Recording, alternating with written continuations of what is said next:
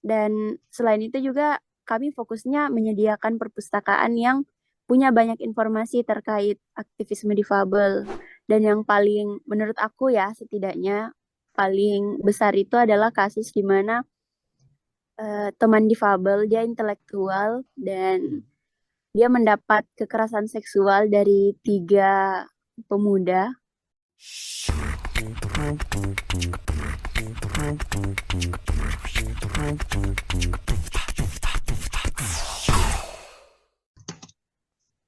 Assalamualaikum warahmatullahi wabarakatuh. Hai, hello. Selamat datang kembali di my video, my YouTube channel, Farhan Kalova. And here kita udah ada seseorang yang sebenarnya udah lama banget kita janjian untuk bikin podcast. Dan let me present, this is Nabila May Swita. Oke, say hi. Halo Kak, Oke, senang banget akhirnya jadi setelah sekian lama. setelah sekian lama. Ya Kak Farhan soalnya sibuk banget. Amin, amin. Ya Lalanya juga sibuk kan waktu itu kan. Ya sih, sibuk nih gabut juga. Oke lah, mungkin ada yang belum tahu soal Lala atau tentang Lala gitu, terutama teman-teman yang baru ya.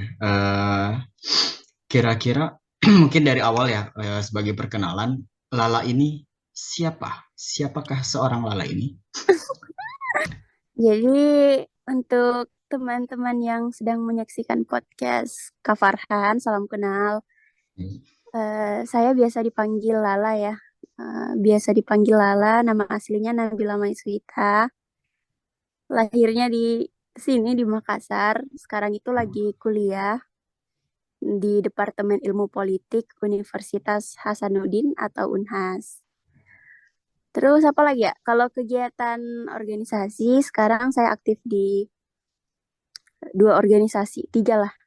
Tiga organisasi. Yang pertama itu di Perdik atau Pergerakan Difabel Indonesia untuk Kesetaraan sebagai manajer divisi produksi pengetahuan dan kepemudaan.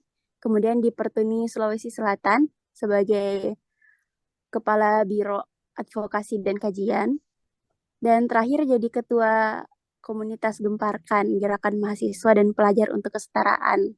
Kalau Gemparkan ini Kak, dia tuh kayak komunitas ya kecil-kecilan yang Ah, semangatnya itu bagaimana menyebarkan atau eh, menginklusikan pendidikan di Kota Makassar lah.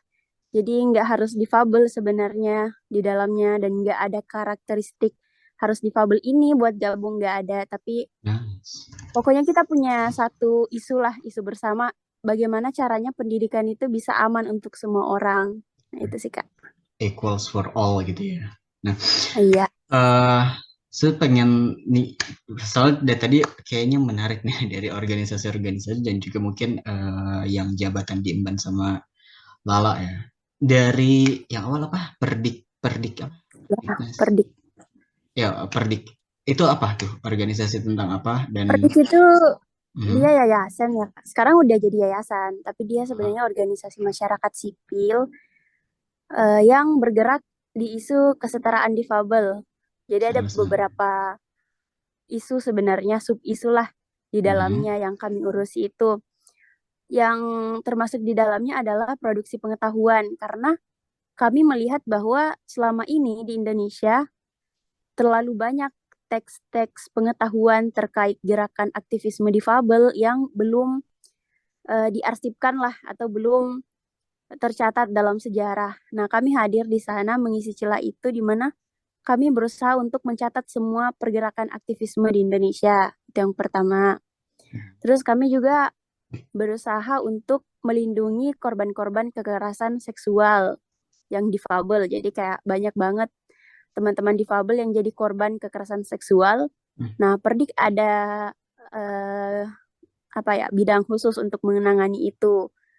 Namanya difabel berhadapan dengan hukum. Jadi kami punya pengacara, punya paralegal yang memang khusus mengurusi masalah korban difabel.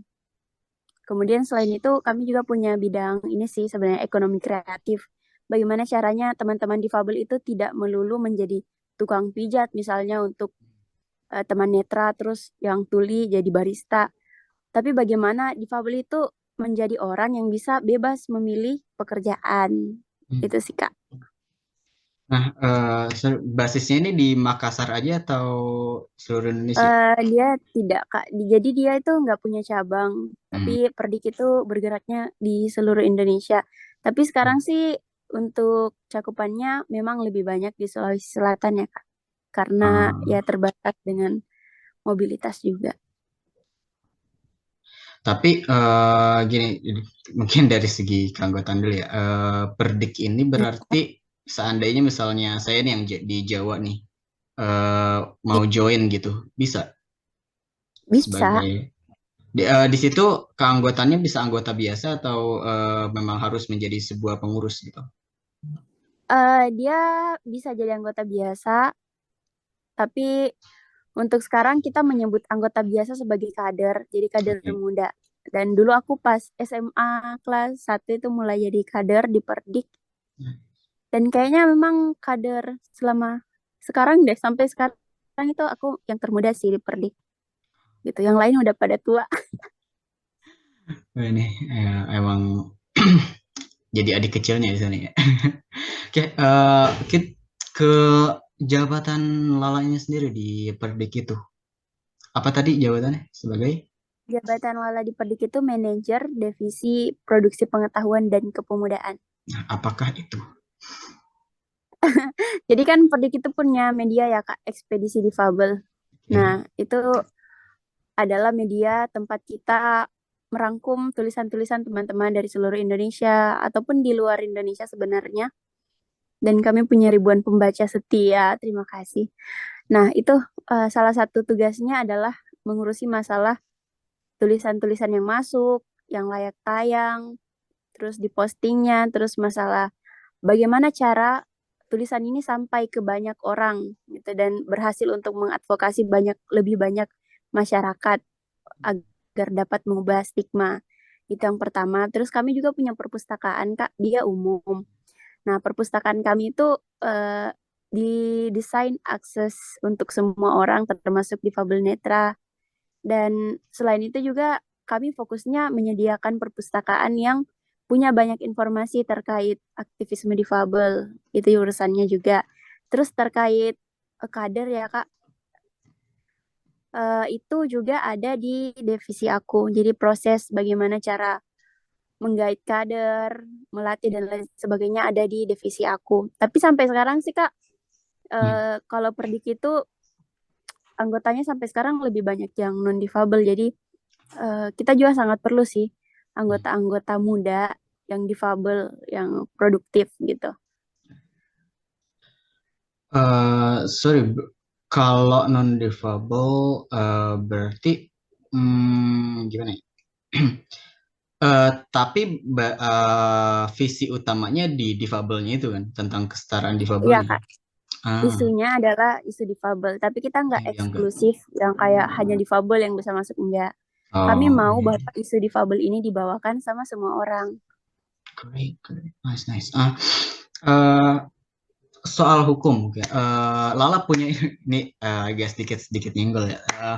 Iya Kak. Soal hukum, Lala pernah tahu nggak atau pernah mungkin ada nggak hal-hal yang Lala tahu soal hukum ini? Pertanyaan gini, tentang ya kekerasan seksual, terus tentang apa namanya diskriminasi difabel, terus juga tentang stigmatik difabel di masyarakat, terus juga kebanyakan tentang kesalahan konsepsi dan juga tentang diskriminasi hak disabilitas ya di Indonesia. Nah, secara Iya, Kak. hukum ini mungkin dari Perdik yang pernah Lala jalani, saya nggak tahu ya ini topoksi Lala atau bukan untuk menjawab, tapi Lala ada yang Lala tahu nggak gitu tentang hukum ini atau ada kasus pernah nggak ada sebuah kasus gitu yang terjadi yang pernah ditangani oleh Perdik ini dalam segi hukum? Banyak ya Kak, tapi Mhm. sepanjang ini sebenarnya kasus yang pernah Yang paling deh, yang paling kami, wow gitu. yang paling banyak gitu, yang kami tangani adalah difabel berhadapan dengan hukum pelecehan seksual. Dan yang paling menurut aku ya setidaknya paling besar itu adalah kasus di mana teman difabel dia intelektual dan dia mendapat kekerasan seksual dari 3 pemuda. Jadi 3 pemuda itu Di mana nih? menghubungi dia lewat dia di Makassar juga Kak. Oke, Dan terus. 3 pemuda ini menghubungi dia lewat ini apa aplikasi lah. Kita nggak usah sebut aplikasi apa Ya, karena aplikasi si anak tit ini gitu. juga ya si anak ini juga dikasih akses sama orang tuanya buat main HP. Dia adalah difabel intelektual, Grahita ya. usianya ya Ya, Grahita terus. dan dia tuh usianya sebenarnya SMP Hmm, ya belasan lah ya. gitu dan dia diperdaya sampai akhirnya dia dibawa sama si 3 pemuda ini dia dilecehkan, diperkosa dan di video, Wait. di video. Caranya gimana? Maksudnya eh awalnya kan dia chat dulu nih. Ya, di Chat, chat. terus kopi darat gitu. Ya, jadi mereka ketemu, akhirnya mereka ketemu, si Mhm. 3 pemuda ini mendatangi teman difabel itu di sekolahnya dia dan di Oh, sana terus. dijemput, entah bagaimana keamanan di sekolah sana dan akhirnya setelah Oh, ini tanpa begitu, sepengetahuan orang tua. Jadi belum dijemput, dia ya udah dijemput tanpa sama ya orang ini. tanpa Iya. ya tanpa Oke, terus. sambutan orang tua dan dia dilecehkan dan saat proses pelecehan itu Hmm. para pelaku melakukan pengambilan video Oh, dan shit. videonya ini dikirim ke orang tua si korban Oh, shit. dengan ancaman kalau nggak mau kasih sejumlah uang videonya akan disebar. Ew. Bener-bener. Itu video itu yang kami bawa ke pengadilan sebagai bukti valid gitu Kak. Sumpah saya dengarnya campur jijik, campur enak. Tapi nggak sampai di situ Kak, nggak sampai di situ. Jadi proses hukum kan terus berjalan ya. Mhm. Proses hukum terus berjalan dan karena takut di penjara, salah satu dari pemuda, ketiga Mhm. pemuda itu datang ke ke rumah si korban untuk melamar. Jadi dia niat untuk menikahi si korban. Tapi kami Oh. dari sebagai orang yang menjadi apa ya Kak ahli hukum lah untuk si Mhm. korban itu berpandangan bahwa menikahkan si korban dengan pelaku itu bukan jalan keluar dari perkara pelecehan seksual karena dengan cara menikahkan si korban ini dengan pelaku malah si korban akan mendapat kerentanan yang berlipat ganda. Karena Dan kan ya- si pelaku cerita nggak ikhlas ya menikahi. dan itu juga beda kasus juga kan, maksudnya menikahi itu bukan sebuah solusi, artinya bisa dibedakan juga kan, ini kan konteksnya adalah yang dituntut adalah sebuah kekerasan gitu loh, mau dia nanti nikahkan atau gimana itu urusan lain kan, Iya ya Kak, enggak tapi sih. kan kalau nggak tahu di sana sih ya Kak, tapi kalau di Hmm, Makassar itu seringkali kalau misalnya ada kasus-kasus kekerasan seksual, jalan keluar adalah menikahkan. dinikahin. Kenapa? Karena si korban itu keluarganya akan mendapat diskriminasi berlipat karena dianggap kayak sebagai perempuan yang nakal lah atau kayak perempuan yang tidak suci lagi. Jadi kalau misalnya menolak untuk dinikahi No, sekalipun si perempuannya tetap disalahkan gitu. agak kurang make Jadi di sense sini sih saya. masih patriarki banget. Ya, ya, agak kurang make sense sih kalau misalnya stigmatiknya gitu. Di mana-mana kesalahan itu ditempatkan pada si pelaku biasanya kan. Ya, tapi eh, emang kita tidak bisa menutup mata ya Kak bahwa Hmm, patriarki di Indonesia itu masih yes, cukup mengakar apalagi di beberapa daerah yang menjunjung tinggi adat. yes. Ya, terus sekarang kasusnya diselesaikan dengan Dia demikian sudah atau enggak Kak. Jadi keluarga mantap untuk lanjut ke lanjut? proses hukum dan akhirnya setahun atau 2 tahun lalu, aku kurang ingat tepatnya. Intinya si 3 pelaku ini masuk penjara dengan tuntutan selama selama, kalau nggak salah ingat lagi, 12 tahun penjara masing-masing. 12 tahun. Jadi untuk Anda semua yang 12 tahun yang akan datang, akan keluar, ingat dosa Anda, segeralah taubat. Semoga di penjara Anda bisa taubat Anda. Dan semoga ya Indonesia bisa lebih baik lah gitu untuk dari sini. Iya. Dan ini jujur gimana? Saya terkadang suka juga gitu untuk bukan suka ya, apa ya? Kadang-kadang dengar gitu juga tentang kekerasan seksual, disabilitas dan segala macam. Cuman gimana ya? Untuk dengar langsung gitu, terutama dari narasumbernya langsung yang ada di komunitas atau LSM yang apa ya memperjuangkan hal ini baru kali ini gitu. Dan eh, yang buat saya apa namanya terkejut ini eh, apa ya, kok bisa ya bahasa gampangnya kok bisa gitu ada eh ya bisa sih bisa aja ya. Semua orang pun juga bisa apa namanya melakukan atau diperlakukan seperti itu, tapi sebegitu rendahnya moral orang untuk memanfaatkan seseorang yang non intelek untuk dibegitukan gitu. Nah, lalu ada kasus apa lagi kira-kira selain itu?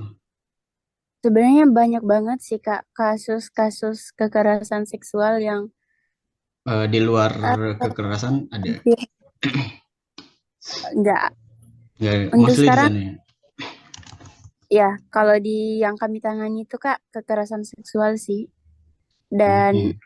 kami sebenarnya nggak menutup diri untuk menangani kasus kasus lain.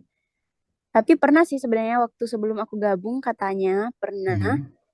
2016 itu Perdik menangani kasus difabel berhadapan dengan hukum, kasus narkotika. Tapi si waktu itu difabel tuli. Jadi difabel tulinya ini ceritanya tidak tahu bahwa dia dijadikan kurir untuk narkotika jenis sabu. Dan akhirnya waktu itu kami memfasilitasi pengadilan, yaitu dengan ada JBI, terus ada JBI berjenjang. Jadi cukup rumit ya Kak sebenarnya proses hukum ini, karena ada JBI itu saja belum cukup, karena harus ada JBI berjenjang lagi. Jadi kayak Sorry, misalnya nih, JB itu apa? nah JBI itu Kak juru bahasa isyarat. Oh, oke, terus. Nah itu, tapi juru bahasa isyarat saja itu tidak cukup, harus ada juru Hmm. bahasa isyarat berjenjang. Jadi kayak misalnya nih, Mawar itu korban dan dia tuli. Nah, terus sudah ada fasilitas JBI dari Perdik. Hmm. JBI ini orang dengar, jadi non tuli. Tapi kita juga tetap membutuhkan JBI berjenjang dari teman-teman tulinya sendiri. Hmm. Karena kebanyakan korban mengalami trauma besar sehingga mereka sudah tidak mampu menguasai bahasa isyarat dengan baik saat Baik. menjelaskan kronologi. Jadi kita memang harus butuh JBI berjenjang, karena biasanya karena mereka sesama tuli ya Kak. Jadi ada Hmm. isyarat-isyarat lirikan mata yang hanya Hmm. bisa mereka mengerti gitu. Jadi Hmm. nanti JBI berjenjangnya yang mengartikan bahwa mereka sangat ketakutan waktu itu, mereka cemas, mereka takut, mereka kalut. Itu kan tidak tidak bisa mereka gambarkan dengan kata-kata ya, nggak bisa Oh, si korbannya gambarkan dengan kata-kata. Tapi ya, JBI berjenjangnya yang membantu kita untuk memahami itu, gitu Kak. rumit juga ya. Eh, Kalau gitu, nih, coba pikir-pikiran liar saja ya. Ya Kak. Ada ada kemungkinan nggak isyarat itu salah atau mungkin disalahgunakan? Ya, ada kemungkinan isyarat itu disalahgunakan, makanya Perdik juga selalu menginginkan JBI itu berasal dari kami. Jadi kayak Mhm. JBI yang digunakan adalah JBI yang terpercaya oleh Perdik sendiri.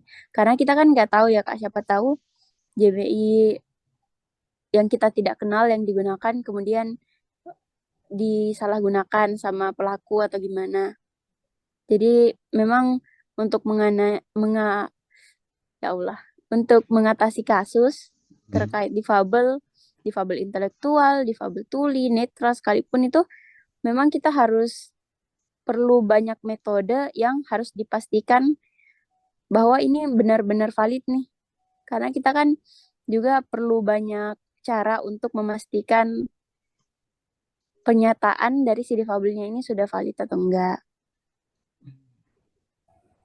Itu setiap kasus biasanya JBI disediakan satu orang aja atau dua orang gitu mungkin untuk backup.